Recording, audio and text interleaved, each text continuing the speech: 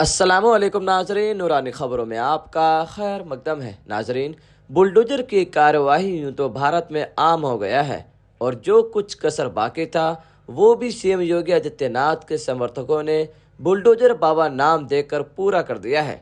लेकिन वहीं supreme court एक के बाद एक योगी आदित्यनाथ को झटका दिए जा रहे हैं। सुप्रीम कोर्ट ने बुलडोजर कार्यवाही पर एक बहुत बड़ा फैसला सुनाया है। इस फैसले से भारत के लाखों करोड़ों लोग काफी खुश हैं और वो कह रहे हैं कि यह फैसला आज नहीं बल्कि आज से कई साल पहले आ जाना चाहिए था। सुप्रीम कोर्ट ने बुलडोजर कार्यवाही पर अपनी बात रखते हुए कहा है कि जिस तरीके से राज्य सरकार बुलडोजर कार्यवाही कर रही है वह पूरी तरीके से गलत है, क्योंकि आप जानते हैं कि पिछले कुछ सालों में बुलडोजर कार्यवाही काफी चर्चित में रही है। किसी अपराधी को सजा देने से पहले उसके घर पर बुलडोजर की कार्यवाही कर दी जाती थी। इसी को लेकर सुप्रीम कोर्ट ने बहुत सख्ती के साथ बड़ा फैसला सुना दिया है। हालांकि इन फैसलों पर कुछ और भी शामिल किया जा सकता है, जैसे जिन लोगों के घरों के ऊपर बुलडोजर की कार्यवाही की गई उन्हें उनका जो नुकसान हुआ है उसकी भरपाई भी की जाए। हालांकि इस पर सुप्रीम कोर्ट ने फैसला नहीं सुनाया है, लेकिन सुप्रीम कोर्ट ने बुलडोजर कार्यवाही को लेकर के जो बात कही है उससे करोड़ों लोगों को राहत मिली है। सुप्रीम कोर्ट ने कहा है कि अगर ध्वस्तीकरण यानी घर को गिराने का आदेश दिया जाता है तो इसके खिलाफ अपील करने के लिए समय दिया जाए।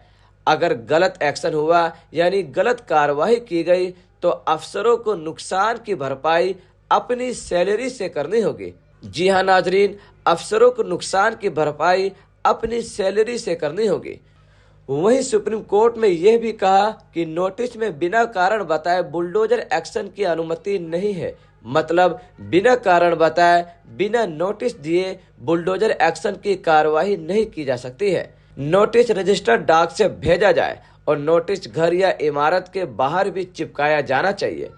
किसी भी कार्यवाही से पहले 15 दिन का समय दिया जाए, यानी कि बुलडोजर की कार्यवाही तुरंत आप नहीं कर सकते हैं। कम से कम आपको 15 दिन का समय देना होगा, यानी आपको नोटिस पोस्ट के जरिए भेजना होगा और आपको यह बताना होगा कि उसने क्या जुर्म किया है।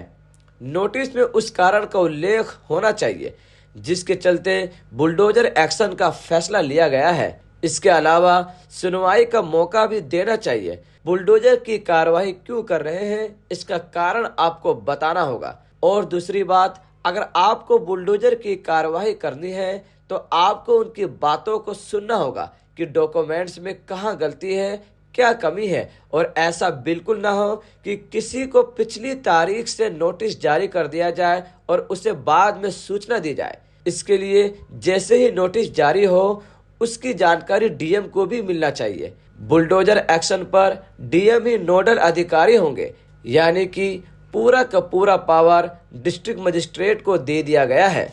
नाजरीन, इसके साथ ही सुप्रीम कोर्ट का यह भी आदेश है कि अगर किसी ने कोई क्राइम किया है तो आप इस बिना पर उसके घर पर बुलडोजर की कार्यवाही नहीं करेंगे।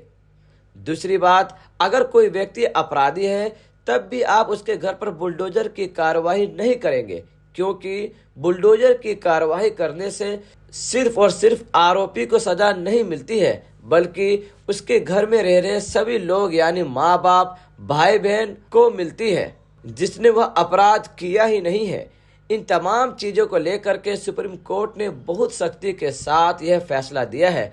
हाँ, इतना है कि अगर इलीगल इंस्ट्रक्शन है तो उस घर पर बुलडोजर की कार्यवाही होगी, लेकिन यहाँ पर भी एक शर्त रखा गया है। आपको पहले 15 दिन का नोटिस देना होगा, बाकायदा नोटिस पोस्ट के जरिए भेजना होगा। आपको उनकी बातें सुननी होगी। अब ये नहीं होगा कि किसी ने कोई अपराध किया है और सुबह सुबह ही उसके घर पर बुलडोजर की कार्यवाही कर दे, उसका घर गिरा दे।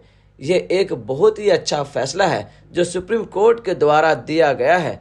नाजरीन, इस बारे में आप क्या राय रखते हैं हमें कमेंट कर जरूर बताएं। मिलते हैं अगली वीडियो में, तब तक के लिए खुदा हाफिज।